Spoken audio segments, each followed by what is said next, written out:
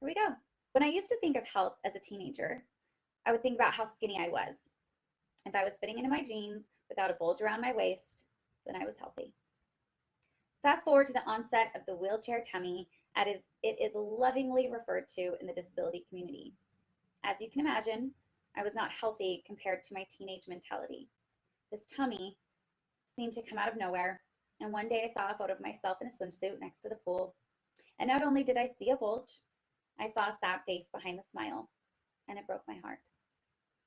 It was around the beginning of the year. I had just eaten my way through the holidays, and I was in the depths of some emotions. I had just begun to see a therapist, and I was beginning to drum up some very deep feelings. On top of it, I wasn't bringing my best or even my mediocre self to any area of my life, and it showed. I was going to physical therapy, but wasn't feeling it anymore. I was getting frustrated that my big plan to come to Hawaii and walk again was not becoming reality. I had put effort into it, but there was a mental block forming.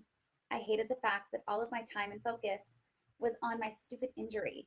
It was exhausting expelling all of my energy on a goal that I wasn't entirely confident that I could reach.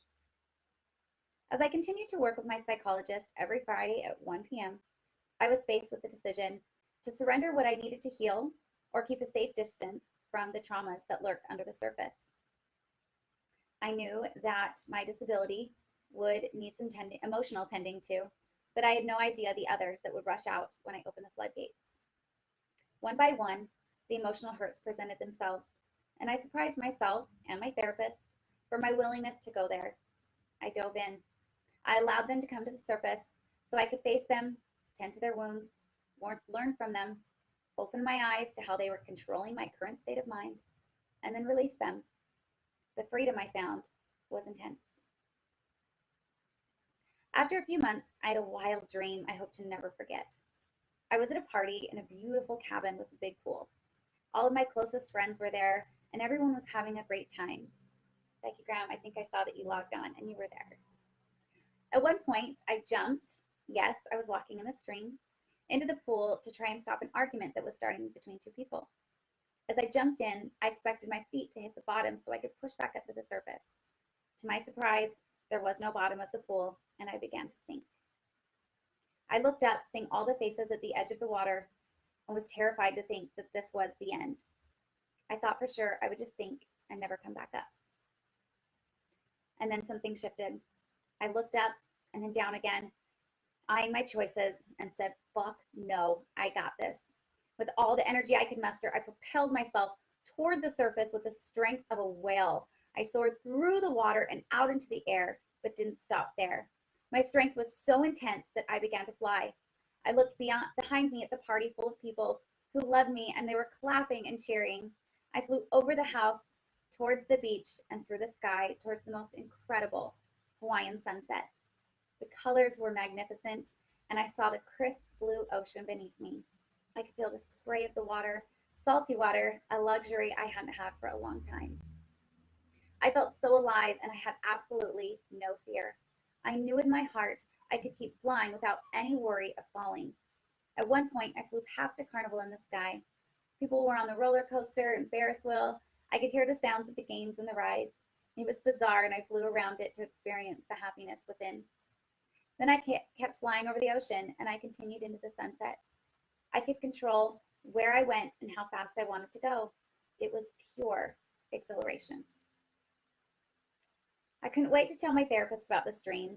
I was excited to pick it apart with her, and I had heard that flying dreams could mean that you overcame something, and I wanted to find out what that was.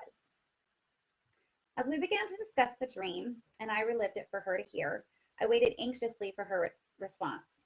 In her true fashion, she gave me insight that I wouldn't have otherwise guessed. She said, what if the dream and the freedom and the happiness and the pure joy that you felt were simply to show you that you could feel all of those things? That freedom, happiness, and pure joy are very possible in your life. To show you can soar without anyone's permission and without feeling guilt or even fear. What if there is no hidden message, nothing to pick apart, but simply feel the tremendous joy? And with that was a turning point in my emotional and soulful health.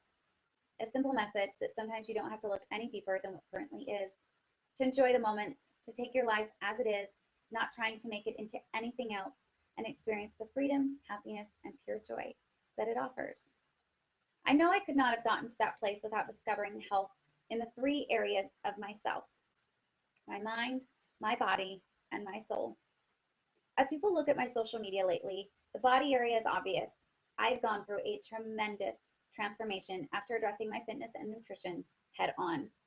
What isn't so obvious is everything that took place behind the scenes and the transformation that occurred inside. Only once I became self-aware and willing to work on my inner wellness could I begin to shine on the outside. I've never missed my Friday appointment with my therapist, and I will never waste a week with her by not diving into whatever emotion that needs attention. I also began attending church and praying without my mother telling me to. This is major adulting. Since March, I've attended a weekly support and even a 12-step meeting for codependence, which has enabled me to stop waiting for anyone to make me happy and allowed me to release my control to make other people happy. I meditate. I've created a clear and honest dialogue with myself, leading to increased self-awareness, which I think is the absolute most beautiful quality we can have. I have shifted my mindset towards gratitude and compassion rather than control and fear. This is a daily work in progress. I spend my free time, whatever that may be, listening to uplifting, motivational, and educational books and podcasts. My favorite right now, favorites are Codependent No More by Melody Beattie and Daring Greatly by BRENÉ Brown, as well as any podcast featuring Mel Robbins. If you have not heard of Mel Robbins, she is the one that has come up with the 5-second rule, and I swear that that is what changed my procrastination in my life, is her 5-second rule. I have completely changed my diet to primarily fruits, vegetable, and fish. This also is a daily work in progress, but I noticed after being on vacation for 2 weeks and kind of away from the ability to really go to the store and make some healthy choices, that I came back feeling very, very different. I've decreased my medication, and I'm working with my doctor to get to minimal amounts, if any, by the end of the year. This is really big for someone with a spinal cord injury. We have various pains, not just back pain, but we also have nerve pain. I say it's like having a really bad sunburn under the skin where you're always cold, but you're burning. I have put major effort into patience and guidance with my 3-year-old son. My first impulse has always been to snap and yell, so this is a minute-to-minute work in progress. I've tried to bring all that I've learned into every area of my life, as in family, friends, and work.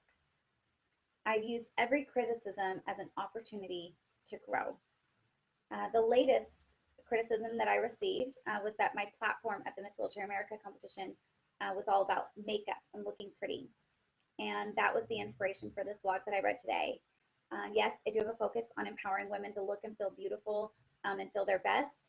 However, people can quickly pick up on it if it's just for show or for validation. So to the woman who told me this, thank you for letting me know that I wasn't being as clear as I needed to be in my message. And finally, I will never be perfect. And I think that's the point. I think that's the point for all of us. Once things are perfect, the motivation to improve is then gone. The day of my accident, I said those words out loud, that my life is perfect and there's nothing about it that I wanted to change. I can see now how God and the universe thought otherwise, and it took my life getting really, really messy for me to realize that perfect is unattainable. Instead, it's better to strive to find happiness within myself and make who I am today better than who I was yesterday. There's no way that I can glow if it doesn't begin on the inside. I think my message can be taken as superficial, especially in regards to the Vertical Beauty Project, but they haven't seen the glow that ignites from within these women like I have. I heard the words after my last Vertical Beauty Project, where we gave it to 12 women with disabilities. One woman said afterwards, "Today I forgot I had a disability." And that is the glow. It begins by health of the mind, body, and the soul. It is that trilogy within ourselves. But when you feel resistance, that might be a sign that something deeper needs love and attention and patience. Those past hurts definitely control our current behaviors. I believe that 100%. And in order to break the cycle, you have to be honest with yourself and then find help in healing it. Think about it. For my trilogy of health, I got a therapist, a personal trainer, and a support group. That is my mind, my body, and my soul. One of my mentors once told me these really, really wise and profound words. She said, only we can fix ourselves, but we cannot do it alone. If you think about it, we are the only ones that have the power and the drive and what it takes to change what's going on within ourselves, but we cannot do it alone. I hope you enjoyed this week's blog. I hope you enjoyed kind of the soulful health that I have experienced within myself, and maybe it would be some way for you to find that within yourself as well. First of all, first and foremost, hydration has made a huge impact. Huge, top to bottom, inside and outside. I have, I think, become a little bit of a water snob. Never thought I would say the word, but I'm addicted to my smart water, okay? I love my smart water. It is always with me, and I used to always have a coffee in my little cup holder. Now it's either a coffee or a smart water. I rarely drank water before 3 months ago, and now it is a huge staple. I notice it in my skin. My skin is feeling better. I find that I don't have to wear as much makeup anymore to kind of blend in all the dehydration that was going on. So I think it definitely does something. I'm going to talk about 3 products that I'm loving right now because they have given me a glow on the outside. So my first is the SKINSCRIPT. I get this through my amazing Luminous Skin by MAIJA, SALMA. She is the one that's been doing my facials. Love her. She is so knowledgeable about the skin and what we're doing to it on the inside and out. And so this is like my favorite right now. And it is the SKINSCRIPT Vitamin C Green Tea Serum. And then this, I am amazed by this product because it has been my go-to when I was in dry, awful climate in Utah, as well as super humid here in Hawaii. So this is by YONKA. YONKA was like the first skin line that I really was introduced to. And I love it. It's still my favorite today after many years. This is called their HYDRA #1 cream.